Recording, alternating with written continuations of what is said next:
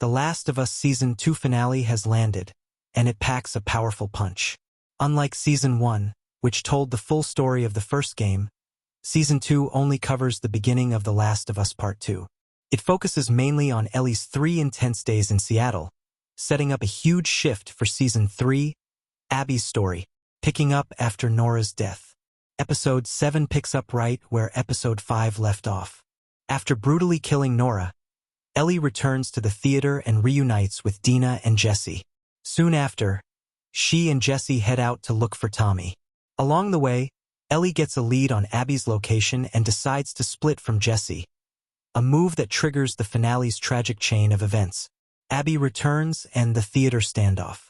After being missing for several episodes, Abby finally reappears at the end of Episode 7. She storms the theater, shoots Jesse dead, and holds Ellie at gunpoint.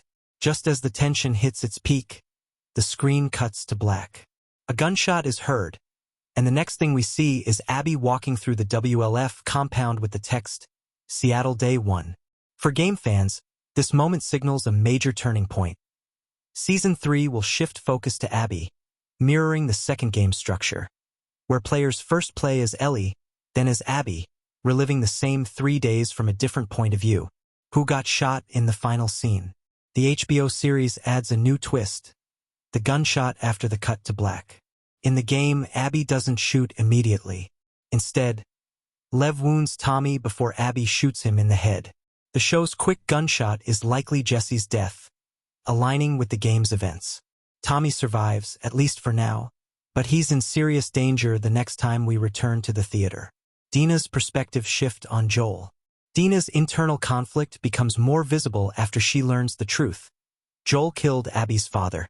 This changes everything. Where she once saw Joel's death as random, she now understands it was an act of revenge. With this new insight, Dina sees Ellie's mission as part of an endless cycle of violence. She urges a return to Jackson, no longer supporting Ellie's path of vengeance. The WLF's operation and Abby's absence. Throughout the episode, we get glimpses of WLF operations in motion. Boats are leaving the compound, and it becomes clear the WLF is launching an assault on the Seraphite Island. Ellie ends up there briefly, hearing whispers of conflict. Meanwhile, Isaac, the WLF leader, mentions that Abby and her friends are missing. In Part 2, this is because one of Abby's allies kills a fellow WLF member, prompting Abby to go rogue and investigate. How did Abby find the theater? One key detail diverges from the game.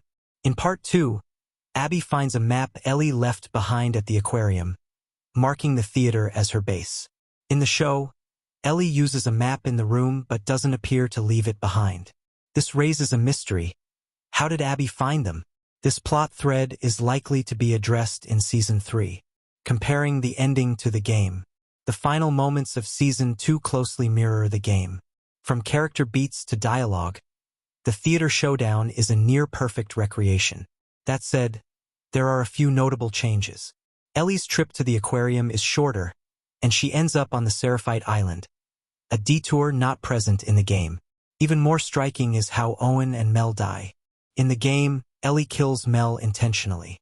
But in the show, Owen's death is self-defense, and Mel dies by accident. These differences shift Ellie's character slightly and might shape how viewers perceive her guilt and trauma in future episodes. Season 3, Abby's time to shine. The big setup here is clear.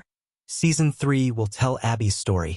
Just as we followed Ellie through Seattle in Season 2, the next season will rewind time and let us experience those days from Abby's point of view. Expect the final confrontation in the theater to be revisited with fresh emotional weight. The Last of Us Season 2 finale closes the chapter on Ellie's vengeance-driven journey, at least for now, and opens the door to Abby's world, promising another season filled with emotional complexity, brutal action, and hard choices.